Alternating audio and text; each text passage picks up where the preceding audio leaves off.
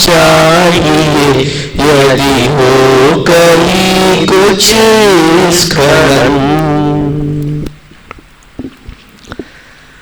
परम भाव प्रकाशक नए चक्र के आधार से नयों के सामान्य स्वरूप की अपनी यहाँ चर्चा चल रही थी। शिविर के माध्यम से हमने नए ज्ञान की आवश्यकता और स्वरूप के संदर्भ में बहुत सारी महत्वपूर्ण बातों को यहाँ देखा है और मैं उम्मीद करता हूँ कि वे सभी बातें आप लोगों के उपयोग में स्पष्ट होंगी। नए किसे कहते हैं, नए का क्या स्वरूप है, नए की परिभाषा क्या है, यहाँ नयों के संदर्भ में बहुत सारी परिभाषाएं प्रस्तुत की गई और उन सभी परिभाषाओं में एक यदि सर्वांगीण परिभाषा की हम बात करें तो प्रमेय कमल मार्तंड की वह परिभाषा जिसमें प्रतिपक्षी धर्म का निषेध न करते हुए वस्तु के एक अंश को ग्रहण करने वाले ज्ञाता के अभिप्राय को नय कहा गया, वो सभी को याद होनी चाहिए। अनिराकृत प्रतिपक्षो वस्तु अंश ग्राही ज्ञात और अभिप्रायो नय है। मैं नहीं समझता हूं कि आप लोगों में से कोई ऐसे होंगे जिन्हें वो परिभाषा याद नहीं होगी, है ना। और यदि फिर भी किसी को ऐसा लगता हो कि मुझे याद नहीं है तो आप उसे पक्का करें। सबके उपयोग में ये परिभाषा रहनी ही चाहिए। परिभाषाएं तो बहुत विस्तार से चर्चा की गई थी। समझ लो आप, प्रमाणेन वस्तु संग्रहितार्थ एकांशो नय है, श्रुत विकल्प व ज्ञातुर अभिप्रायो व नय है, नाना स्वभावेभ्यो व्यावृत्य एकस्मिन् स्वभावे वस्तु नयति प्राप्यति व नय है। आलाप पद्धति की परिभाषा थी। तिलोय पन्नति के अंदर कहा था नाणम होदि पमाणम नवोविनादुस्य हृदय भावत्तु। आचार्य अकलंग देव ने राजवार्तिक के अंदर कहा था प्रमाण प्रकाशितार्थ विशेष प्ररूप को नय है। कार्तिकीय अनुप्रेक्षा के अंदर कहा नाना धम्म जुदम पिये एयम धम्मम पिउच्यते अथम तस्य विवक्षादो नथि विवक्षाहु शेषाणम। धवलाकार ने स्वयं इस तरह की बात उठाई, को नयो नाम ज्ञातुर अभिप्रायो नय है। फिर प्रश्न उठाया अभिप्राय इत्यस्य को अर्थ है, तो उन्होंने कहा प्रमाण परिग्रहितार्थ एक देश वस्तु अध्यवसाय है अभिप्राय है। माने बहुत अलग अलग जगह पर अलग अलग प्रकार से चर्चाएं हुई। नयों के संदर्भ में जितनी भी प्रकार की परिभाषाएं उपलब्ध हो सकती थी, एक रिसर्च करके शोध करके दादा ने उन सभी परिभाषाओं को यहाँ हमारे सामने प्रस्तुत किया। और इतनी सब परिभाषाएं होने पर भी जो प्रमेय कमल मार्तंड की परिभाषा है उसमें सबसे बड़ी विशेषता यह है कि उसमें अनिराकृत शब्द का प्रयोग किया है, माने निषेध नहीं करना। किसका निषेध नहीं करना? बोले प्रतिपक्षो।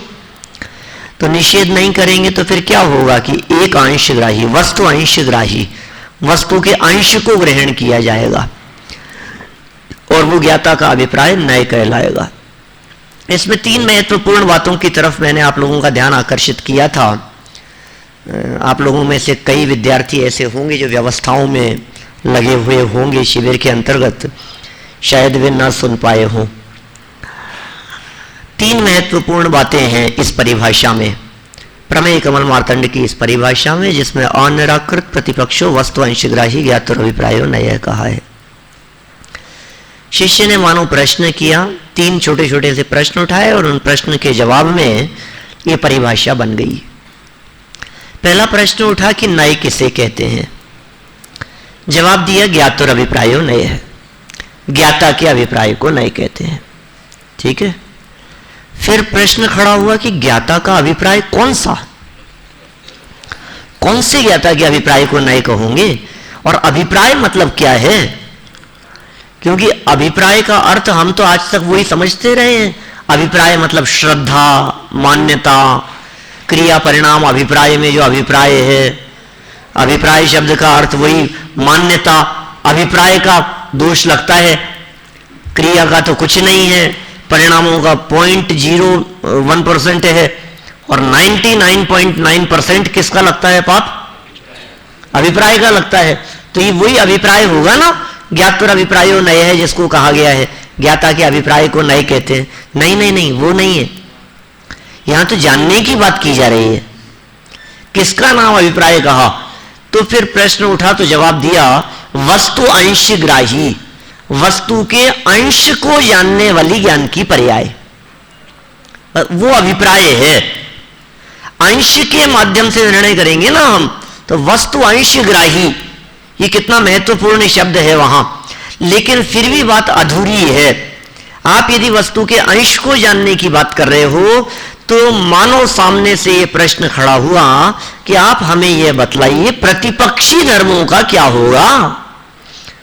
आप एक अंश को ग्रहण करने की बात कर रहे हो, वस्तु में एक ही धर्म तो नहीं है, वस्तु में तो अनंत धर्म है। आप कह रहे हो एक अंश को ग्रहण करने वाले का नाम नए है, तो बाकी के धर्मों का होगा क्या? उनका निषेध कर दिया आपने।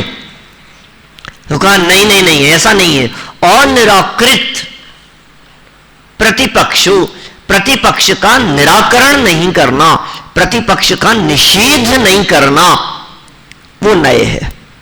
इस तरह से एक छोटी सी परिभाषा लेकिन सर्वांगीण परिभाषा हो गई है, जो सबको याद होनी चाहिए। आप लोगों में से कोई बोल सकता है?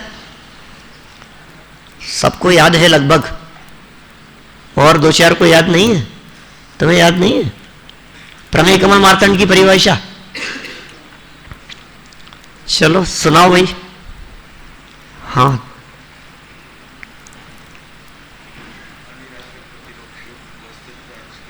वस्तुत्व नहीं, वस्तु अंश, वस्तु अंश, वस्तुवंश है ना, वस्तु का अंश है ना, वस्तु अंश ग्राही ज्ञात और अभिप्राय नए है। बोलो।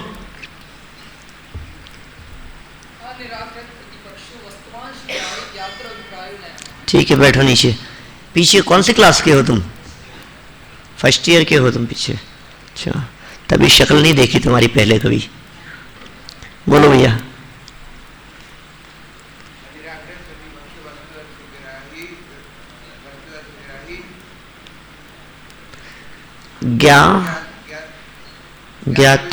ज्ञात और अभिप्राय नहीं है। चलो बैठो। ठीक है, स्पष्ट हो गई ये बात।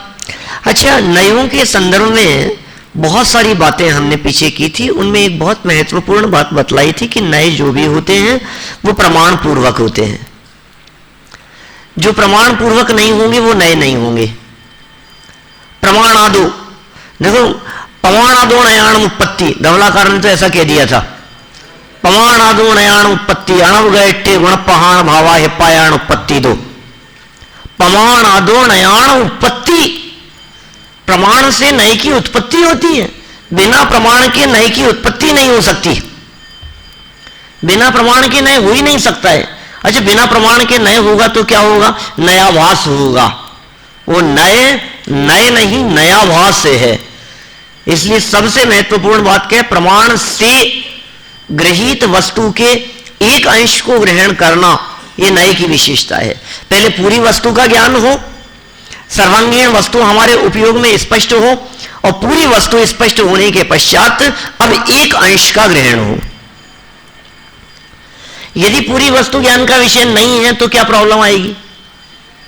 तो प्रॉब्लम यह है कि जिस वस्तु की चर्चा की जा रही है, मात्र उस वस्तु के अंश को ही वस्तु में मानकर बाकी सबका निषेध मान लिया जाएगा, यह समस्या खड़ी होगी। इसलिए क्या करें? दूसरों का निषेध नहीं हो, इसलिए पहले पूरी जानो। एक प्रश्न यह भी खड़ा किया था हमने कि जब प्रमाण के माध्यम से पूरी वस्तु जान ली गई तो नए की क्या जरूरत है कोई जवाब आपके पास में? जब प्रमाण के माध्यम से हमने जान लिया, वे प्रमाण से जानो पहले, ये कह रहे हैं ना हम। और प्रमाण किसे कहते हैं? पूरी वस्तु को ग्रहण करने वाला, सर्वांश ग्राही। श्रुतियान प्रमाण हैं, माने पूरी वस्तु, सभी अंश, सर्वांश जहां मुख्य हैं वस्तु के, वो प्रमाण हैं। ये पूरी वस्तु ज्ञान का विषय बन गई है, अब नए की जरूरत क्या है? तो आचार्य अकलंक देव वाली जो परिभाषा थी वो विशेष ध्यान देने योग्य थी। प्रमाण प्रकाशितार्थ विशेष प्ररूप को नए है, प्रमाण से प्रकाशित वस्तु को विशेष रूप से प्रकाशित करने वाला वो नए है। विशेष हाईलाइट करता है किसी अंश को, किसी अंश की मुख्यता से बात करता है। धवलाकार की पंक्तियों को स्पष्ट करते समय कल की क्लास में हमने इस बात को स्पष्ट कर दिया था, शिविर में अंतिम क्लास में। माने एक अंश से उस वस्तु का निर्णय कर देना, द्रव्य क्षेत्र काल भाव के आधार पर चर्चा की थी, ध्यान होगा। अब जो नहीं आए थे उनका तो कुछ नहीं कर सकते हम। तो कई महत्वपूर्ण बिंदु निकलते हैं। इस पूरे प्रकरण को आधार बनाकर दादा ने यहां सभी नयों में कौन सी विशेषताएं लागू होती है, इस बात को ध्यान में रखकर 10 महत्वपूर्ण बिंदु निकाले हैं। फाइनल वालों को याद होने चाहिए सबको, और सेकेंड ईयर वाले अब करेंगे, है ना। ये 10 बिंदु सभी को याद होने चाहिए। नयों के संदर्भ में आवश्यक तथ्य हैं, ये अनिवार्य तथ्य हैं जो नयों में लागू होते हैं। पेज नंबर 11 निकालिए, 11 नंबर पेज, यहां से बात को हम आगे बढ़ाते हैं। क्या कहना चाहते हैं यहां, कितनी बातें होगी नयों के संदर्भ में। माने पिछला 10 नंबर पेज तक जिन्होंने विषय ना भी पढ़ा हो, कदाचित वे यदि इन 10 बिंदुओं को गहराई से समझें और याद करें तो उन्हें नयों का स्वरूप स्पष्ट हो जाएगा कि नए आखिर चीज क्या है। देखिए पेज नंबर 11 पर, और भी अनेक शास्त्रों में नयों की विभिन्न परिभाषाएं प्राप्त होती है, उन सबको यहां देने की आवश्यकता नहीं है। सारी परिभाषाओं को यहां कहां तक देते रहेंगे हम, क्योंकि उनमें वे ही बातें हैं जो कि समग्र रूप से उक्त कथनों में आ जाती है। जितने कथन पीछे नयों के संदर्भ में किए गए उनमें ये सारी बातें गर्भित हो जाती है। उक्त समस्त कथनों पर गंभीरता पूर्वक विचार करने पर निम्नानुसार तथ्य प्रतिफलित होते हैं। 10 तथ्य हैं जो आप लोगों को याद करने हैं। पहला पॉइंट, नए स्यादवाद रूप सम्यक श्रुत ज्ञान के अंश हैं। पहला पॉइंट क्या है, बोलिए सभी। नए स्यादवाद रूप सम्यक श्रुत ज्ञान के अंश हैं, बोलो। इसका मतलब स्यादवाद रूप और श्रुत ज्ञान तो प्रमाण है। तिल्लोय प्रणति में कही थी बात, नाणम गोदी प्रमाणम, ज्ञान तो प्रमाण है, पांचों ही ज्ञान प्रमाण है। उमा स्वामी आचार्य ने तत्प्रमाणे कहकर के 5 ज्ञानों को प्रमाण कहा। मति श्रुतावधि मने परिये केवलानी ज्ञानम, और फिर कहा तत्प्रमाणे, बोले 5 ज्ञान प्रमाण हैं। बोले नए नहीं, श्रुत ज्ञान भी प्रमाण था ना, तो श्रुत ज्ञान के भेद नए हैं। नए मति आदि 5 ज्ञानों में से मात्र श्रुत ज्ञान में लागू होते हैं। तर्क संगत व्याख्या शिविर में की थी इसके बारे में कि नए मति ज्ञान में क्यों नहीं लागू हो सकते, अवधि मने परिये और केवल ज्ञान में क्यों नहीं लागू हो सकते हैं, सिर्फ श्रुत ज्ञान में लागू होंगे नए। 5 ज्ञानों में से तो श्रुत ज्ञान में लागू होते हैं, और प्रत्यक्ष आदि प्रमाणों में कहां लागू होंगे नए, आगम प्रमाण में। परोक्ष प्रमाण के 5 वेदों के अंतर्गत नए स्मृति में नहीं, प्रतिविज्ञान तर्क अनुमान में भी नहीं, आगम प्रमाण में लागू होते हैं। तो 2 बातें याद रखनी है, एक श्रुत ज्ञान में और एक आगम प्रमाण में, 2 जगह नए होंगे। तो श्रुत ज्ञान तो स्वयं प्रमाण है, लेकिन श्रुत ज्ञान के अंश वो नए है।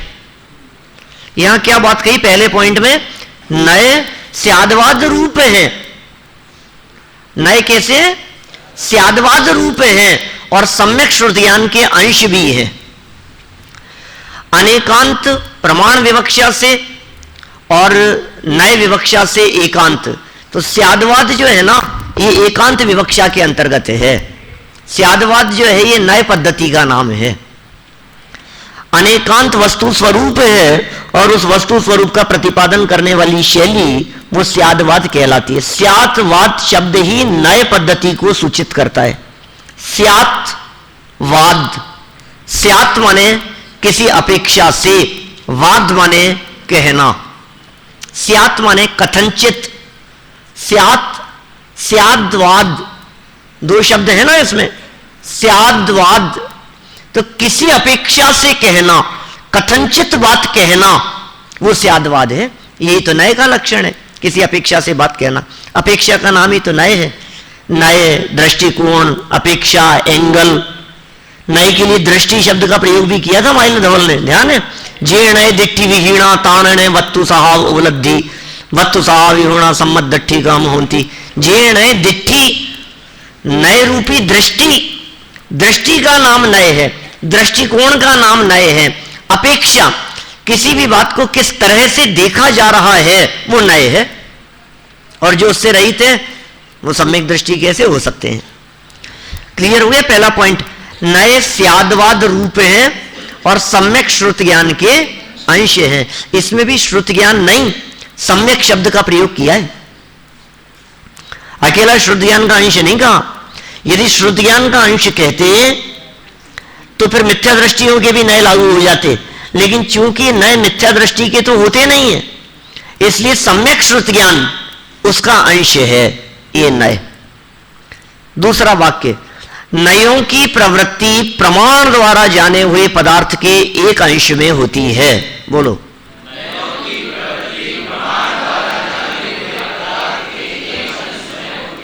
नयों की प्रवृत्ति प्रमाण द्वारा जाने गए पदार्थ के एक अंश में होती है।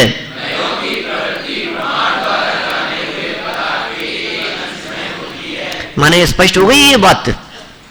नए जहां भी लागू होंगे वो प्रमाण द्वारा जाना हुआ पदार्थ होना चाहिए। प्रमाण द्वारा जाना हुआ पदार्थ और उसके एक अंश, वस्तु नित्यानित्यात्मक है, ये प्रमाण वाक्य है, ये प्रमाण का विषय है, और इसके एक अंश अकेले नित्यता की चर्चा करे, ये नए का कथन हो जाएगा। वस्तु अनंत धर्मात्मक है, वस्तु अनंत गुणात्मक है, वस्तु में अनंत गुण धर्म शक्तियां हैं। अनंत गुण धर्म शक्तियां होते हुए भी किसी एक अंश में जिसकी प्रवृत्ति होगी वो नए है, क्योंकि नए अंशग्राही होते। लेकिन किसका अंश ग्रहण करना? प्रमाण द्वारा जाने हुए पदार्थ के एक अंश में। 2 पॉइंट हो गए, याद हो गए दोनों पॉइंट? बिना देखे बोलो, देखें। पहला, नए स्यादवाद रूप सम्यक श्रुत ज्ञान के अंश हैं। दूसरा, नयों की प्रवृत्ति, ठीक है, 2 वाक्य हो गए। अब देखो तीसरा और वाक्य कहते हैं, ये सब निष्कर्ष हैं, सब नयों में लागू होंगे ऐसे बिंदु हैं। अनंत धर्मात्मक पदार्थ के किसी एक धर्म को अथवा परस्पर विरुद्ध प्रतीत होने वाले धर्म युगलों में से किसी एक धर्म को नए अपना विषय बनाता है। क्या कह रहे हैं? 2 बातें कह दी है यहां। अनंत धर्मात्मक पदार्थ के, माने पदार्थ तो अनंत धर्मात्मक है, प्रत्येक वस्तु अनंत धर्मात्मक है, उसके किसी एक धर्म को, यहां जो धर्म शब्द का प्रयोग किया है, ये धर्म शब्द का प्रयोग गुण के अर्थ में है। अनंत धर्मात्मक पदार्थ के किसी एक धर्म को माने वस्तु में मौजूद अनंत गुणों में से किसी एक गुण को नए अपना विषय बनाता है। मान लो ऐसी भी चर्चा कर सकता है ना, नए ज्ञान मात्र आत्मा, नए का कथन है कि प्रमाण वाक्य है। ज्ञान मात्र, आत्मा को ज्ञान मात्र कहकर के पुकारा, तो क्या आत्मा में ज्ञान के अतिरिक्त और गुण धर्म नहीं है?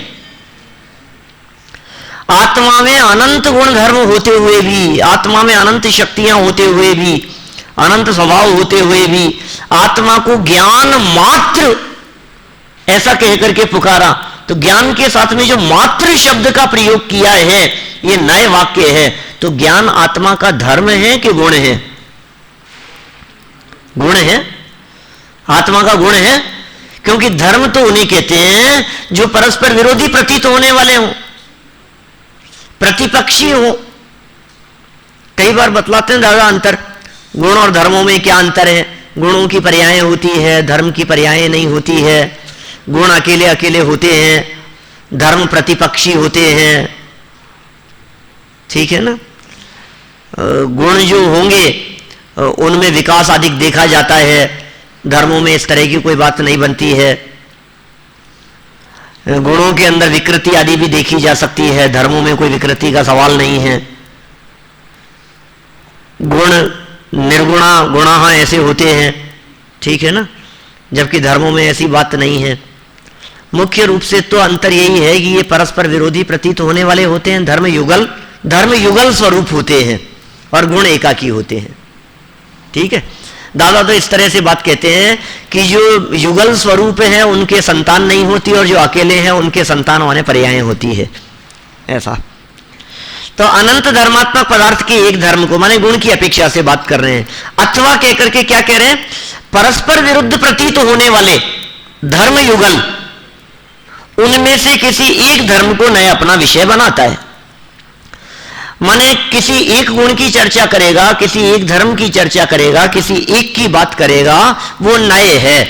नए के माध्यम से एक बात की जाएगी बस, बाकी सबका क्या होगा और उस कौन से एक को विषय बनाया जाए। हमने आत्मा के बारे में पूछा कि आत्मा किसे कहते हैं, आत्मा का क्या स्वरूप है, आत्मा के बारे में आप क्या जानते हो, तो आप क्या बतलाना चाहोगे आत्मा के बारे में, अस्तित्व वस्तुत्व वगैरह। ये ज्ञानी वक्ता के अभिप्राय पर निर्भर करता है। देखो क्या कह रहे हैं, चौथा पॉइंट, वस्तु के किस धर्म को विषय बनाया जाए ये ज्ञानी वक्ता के अभिप्राय पर निर्भर करता है। कौन से धर्म को विषय बनाए, वस्तु में तो अनंत धर्म है और जितने धर्म हैं वस्तु में, वे सभी धर्म उस वस्तु में समान हैसियत से रहते हैं। ऐसा थोड़ी ना एक धर्म मुख्य है, दूसरे गौण की कुछ कीमत नहीं है। सारे धर्म जिस हैसियत से आत्मा में ज्ञान रहता है उसी हैसियत से आत्मा में अस्तित्व वगैरह रहते हैं। अस्तित्व, वस्तुत्व, द्रव्यत्व, प्रमेयत्व आदि, ज्ञान, दर्शन, सुख, वीर्य, चारित्र आदि आत्मा के अनंत गुणों में से कौन सा गुण मुख्य है, कौन सा प्रमुख है, कौन सा विशेष है, कि कुछ नहीं है, सब एक जैसे हैं, सब गुण समान हैं, कोई फर्क नहीं है। आत्मा में रहने में उन गुणों में कोई फर्क नहीं है, उनकी हैसियत में रंच मात्र भी फर्क नहीं है। तो वस्तु के किस धर्म को विषय बनाया जाए, इसका क्या आधार होगा, बोले ज्ञानी वक्ता के अभिप्राय पर निर्भर करता है। यह इस बात पर निर्भर करता है कि ज्ञानी क्या समझाना चाहते हैं, यह ज्ञानी की विवक्षा पर निर्भर करता है, यह समझाने वाले की विवक्षा पर निर्भर करता है कि वो क्या समझाना चाहते हैं, कौन सी बात को हाईलाइट करें और कौन सी बात को हाईलाइट ना करें, यह ज्ञानी वक्ता के ऊपर निर्भर है। इसलिए वक्तुर अभिप्रायो नय है यह कहकर के पुकारा गया। दो तरह की परिभाषाएं उभर करके सामने आई थी, एक वक्तुर अभिप्रायो नय है, एक ज्ञातुर अभिप्रायो नय है। वक्ता के अभिप्राय को नय कहते हैं और ज्ञाता के अभिप्राय को भी नय कहते हैं। और यहां इन्होंने दोनों बातें कह दी। यहां ज्ञानी वक्ता है, इसका मतलब जो वक्ता होगा वो ज्ञानी होगा और जो ज्ञानी होगा उसी के नए लागू होंगे। माने इनमें परस्पर विरोध नहीं है। कोई कहेगी साहब हम तो वक्ता के अभिप्राय को नहीं मानेंगे, कोई कहे हम तो ज्ञाता के अभिप्राय को नहीं मानेंगे, ऐसा नहीं है भाई, ये परस्पर विरोध नहीं है। जो ज्ञाता होंगे वही वक्ता होंगे। जो वक्ता है इसका मतलब वो ज्ञाता तो है ही, ये मान करके ही चलना। पीछे एक और बहुत सुंदर प्रयोग किया था माइल धवल आचार्य के आधार पर, और उन्होंने ये बात कही थी, नाणी पुण तेन नाणेन। क्या ध्यान है आपको? जो भी नए होते हैं वो नए ज्ञानी के ही होते हैं, नए ज्ञानी के ही होते हैं, और जो नए ज्ञान से युक्त होता है वो ज्ञानी होता है। ध्यान है कुछ विषय आप लोगों को? नए ज्ञान से युक्त व्यक्ति ज्ञानी है और ज्ञानी के ही नए होते हैं, और जो ज्ञानी होगा उसी के वचनों को नए कहा जाएगा। इसलिए ज्ञानी और वक्ता इन दोनों को यहां साथ में दे दिया गया। वहां भी यही स्पष्ट किया था कि भाई ये कहकर के यही बात कहना चाहते हैं कि अज्ञानी के नए नए नहीं नयाभास होते हैं, अज्ञानी के नए होते ही नहीं है, ऐसा मान लो। यह ज्ञानी वक्ता के अभिप्राय पर निर्भर करता है। याद हो गया चौथा वाक्य? बोलो भाई क्या कहना है? अभिप्राय, यहां जो अभिप्राय शब्द का प्रयोग किया है, यह अभिप्राय ज्ञान की पर्याय है। और जो अभिप्राय शब्द का प्रयोग आज तक किया जाता रहा है, जो हमने सुना है, वो श्रद्धा के अर्थ में करते हैं। एक अभिप्राय शब्द का अर्थ श्रद्धा के अर्थ में, और यहां नए के प्रकरण में अभिप्राय शब्द का अर्थ श्रद्धा नहीं है, ज्ञान की पर्याय है। ज्ञातुर अभिप्रायो नए है, यानी ज्ञानी की वो पर्याय जो किसी विशेष बात को हाईलाइट करने वाली हो, वो नए है। अभिप्राय इत्यस्य को अर्थ है, ऐसा शंका उठाई थी ना धवलाकार ने, तो जवाब क्या दिया था? प्रमाण परिग्रहितार्थ वस्तु एक देश अध्यवसाय अभिप्राय है। प्रमाण से परिग्रहित वस्तु के एक अंश में वस्तु का निश्चय, सो अभिप्राय है। ज्ञान के अर्थ में था। समझ में आया? अभिप्राय के दो अर्थ, श्रद्धा के अर्थ में और ज्ञान के अर्थ में। जब हम ये कहते हैं कि अभिप्राय की भूल है या अभिप्राय का दोष है, फल तो अभिप्राय का लगता है। टोडरमल जी ने कहा अभिप्राय में जो वासनाएं हैं उसकी इसे खबर नहीं है। बाह्य क्रिया पर तो दृष्टि है, परिणाम सुधरने बिगड़ने का विचार है, और अभिप्राय में जो वासनाएं हैं उसका कुछ विचार नहीं है, उसकी खबर नहीं है इसको। तो क्या कहना चाहते हैं वहां अभिप्राय के माध्यम से? वहां श्रद्धा की बात कहना चाहते हैं। मिथ्यात्व या अभिप्राय का दोष है, सम्यक दर्शन या अभिप्राय का सुधार है। लेकिन यह मिथ्या दर्शन और सम्यक दर्शन से मतलब नहीं है। नयों के प्रकरण में अभिप्राय का अर्थ ज्ञान की पर्याय, इतना मात्र लगाना। 4 वाक्य हो गए यहां। चौथा वाक्य क्या है? वस्तु के किस धर्म को विषय बनाया जाए, ये ज्ञानी वक्ता के अभिप्राय पर निर्भर करता है। अब 5वां वाक्य बहुत सरल, नए ज्ञानी के ही होते हैं। अरे साहब क्या बात कर रहे हो आप, नए ज्ञानी के ही होते हैं। ज्ञानी मतलब सम्यक दृष्टि ना। ज्ञानी मतलब कौन? जो विद्वान हो उनकी बात है, जो वक्ता हो उनकी बात है। हम तो बहुत ज्ञानी हो गए साहब। भाई साहब जब मैं आया था ना यहाँ, तब तो मेरे को कुछ भी नॉलेज नहीं थी, और अभी पिछले 3-4 सालों में तो बहुत ज्ञानी हो गए। अब मैं जाता हूं ना अपने गांव में, तो वहां भी कहते हैं ये तो बहुत ज्ञानी हो गया। तो अपने ज्ञान की पर्याय नए है या नहीं है? यह ज्ञानी शब्द का अर्थ क्या है? ज्ञानी मतलब सम्यक दृष्टि। नए ज्ञानी के ही कह रहे हैं यहां दादा। ही मतलब क्या है? अज्ञानी के नहीं होते हैं और ज्ञानी के ही नए होंगे। फिर साहब एक बात बतलाओ, जब नए ज्ञानी के होंगे तो हमें क्यों पढ़ा रहे हो? हम क्यों पढ़े अब? क्योंकि हम तो कुछ भी करें हमारे तो नए लागू होंगे नहीं, हमारे तो नए होते नहीं है। भैया ये बात परम सत्य है कि अज्ञानियों के नए नहीं होते, लेकिन फिर भी अज्ञानियों के वचन यदि जिनवाणी के अनुसार हो, यदि आपके वाक्य जिन वचन अनुसार हो, तो जिन वचनों में तो नए हैं ना। आगम के जो वचन हमने उठाए हैं उन वाक्यों में तो नए प्रयोग है या नहीं? जब हमने इस तरह का प्रयोग किया, समझ लीजिए आप कि शरीर और आत्मा भिन्न भिन्न हैं। जब हमने ये प्रयोग किया कि शरीर और आत्मा एक ही है, तो अनुपचरित असद्भुत व्यवहार ने से कहा ना आचार्यों ने ये कथन, और आचार्यों का कथन कर रहे हैं हम। शास्त्र में आचार्यों ने शरीर और आत्मा को एक जानकर कथन किया है, एक बताकर कथन किया है कि शरीर और आत्मा को एक जानो, ऐसा कथन भी किया है अहिंसात्मक आचरण की सिद्धि के लिए। अनुपचरित असद्भुत व्यवहार नए से ऐसा कथन किया है। अब हम बोले तो नए होगा कि नहीं होगा? जब हम वो वाक्य पढ़ें, देह चेतन एक है, यह वचन है व्यवहार का, तो ये नए वाक्य है या नहीं है? उनकी विवक्षा, उनके अभिप्राय को जानो तो उपचार से आपकी इस ज्ञान की पर्याय को, आपके इन वचनों को नए कहा जा सकता है। लेकिन कब? जब आपके वचन ज्ञानी वक्ता के अनुसार हो, तब तो नए कहलाएगा उपचार से भी। अदरवाइज उपचार भी कैसे लागू होगा?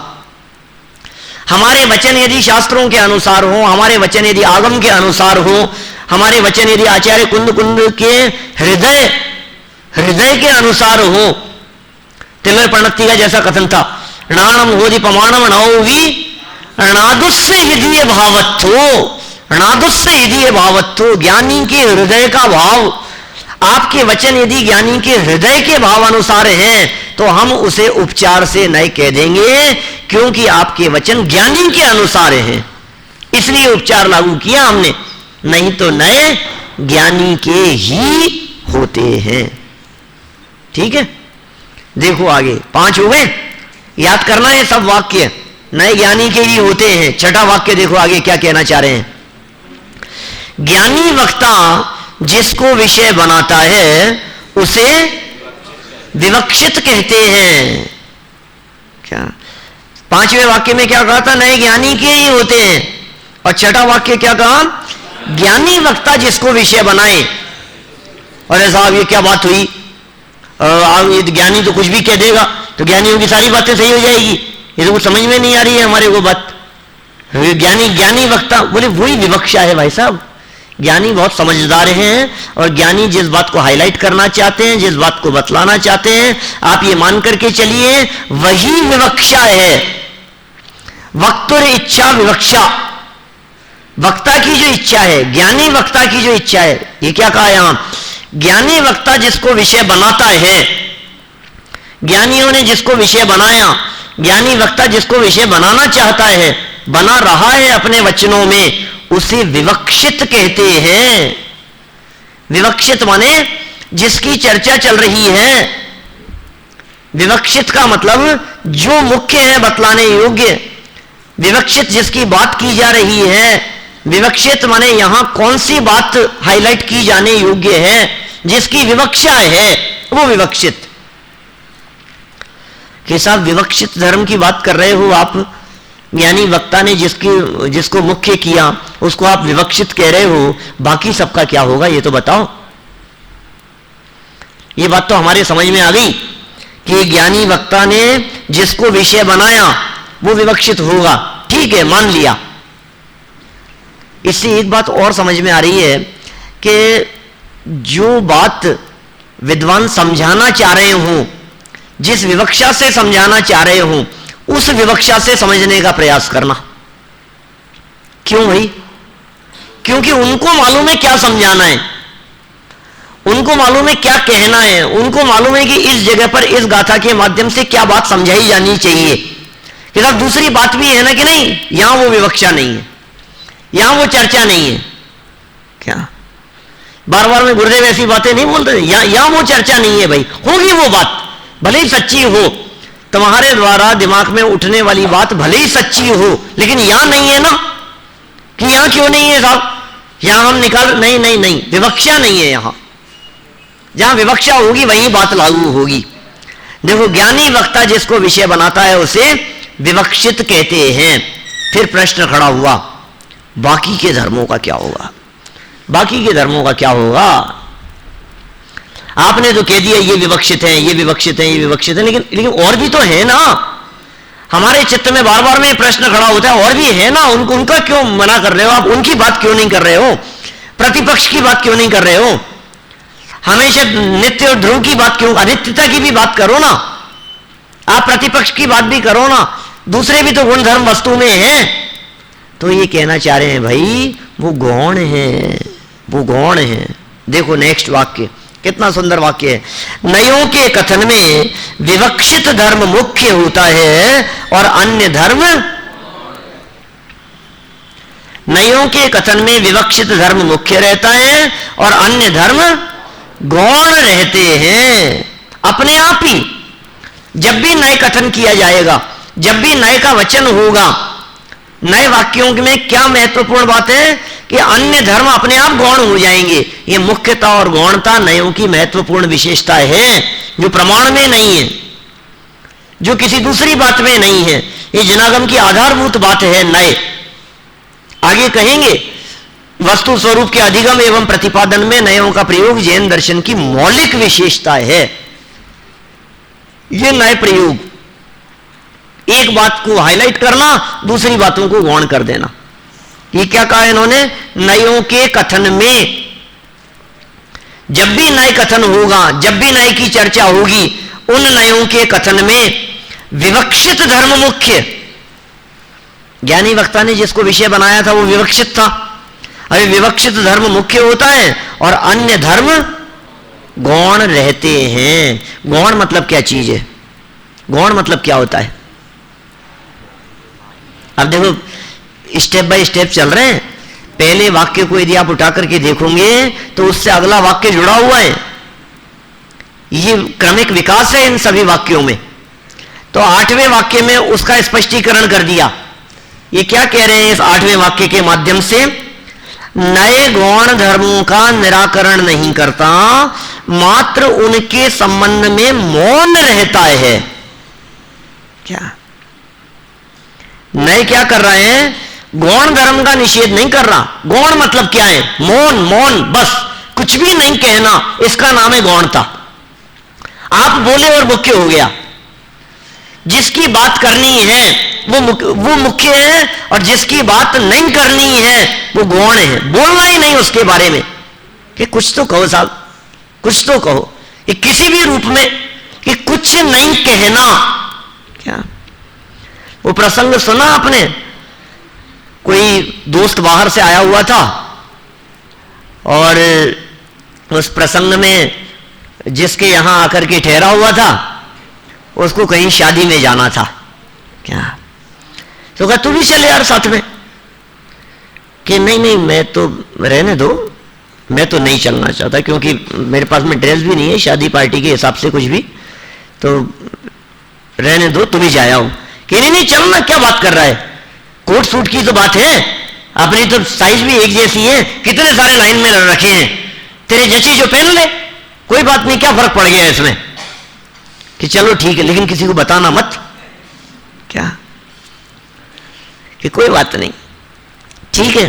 तो चले गए वहां गए और शादी पार्टी में। अब उनको तो कोई जानता नहीं था, क्योंकि वो तो नया था, तो उसका परिचय कराया कि मुंबई से आए हैं, मेरे बहुत अच्छे दोस्त हैं, इतना अच्छा बिजनेस है, सब कुछ है, बहुत अच्छी सारी बातें बतलाई।